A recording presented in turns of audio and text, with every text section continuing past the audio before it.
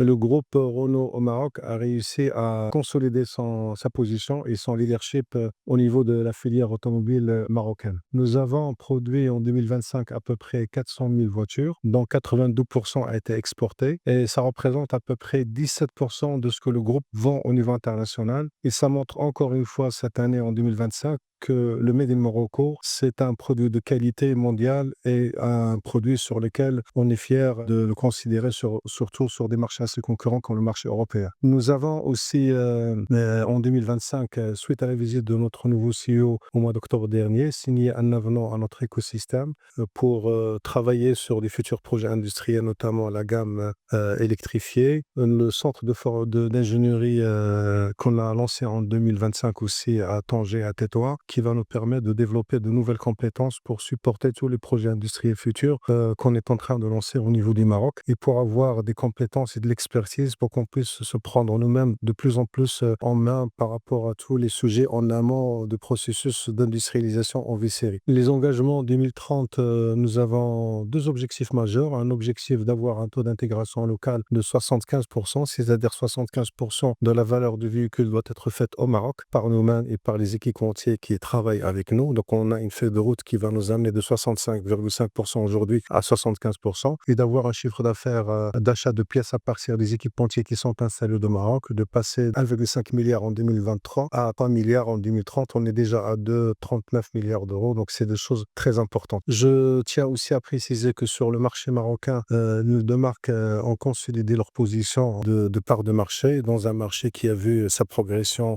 s'élever à peu près à 34-35%. Donc, la marque Dacia reste numéro 1 sur le marché marocain et la marque Renault reste numéro 2. Et donc, tout ça nous amène à considérer que les objectifs sur lesquels on travaille cette année, mais surtout les 2-3 prochaines années, sont des objectifs majeurs pour nous et on veut maintenir cette dynamique sur le moyen terme. Et je tiens enfin à remercier toutes les équipes de Renault au Maroc, les deux usines, aussi la partie commerciale pour leur engagement. Remercier infiniment tous nos partenaires publics et privés qui nous accompagnent au quotidien parce que ces résultats, c'est aussi leurs résultats. Et enfin, je tiens à préciser aussi que si le Maroc est arrivé à ce niveau d'excellence en matière d'industrie automobile durant ces 15 dernières années, c'est surtout grâce à la vision de Sa Majesté le Roi, que Dieu l'assiste, qui a su donner cette impulsion, cette vision pour qu'on puisse avoir une filière industrielle automobile qui est aujourd'hui la première filière industrielle et surtout la première filière exportatrice au niveau du Royaume du Maroc.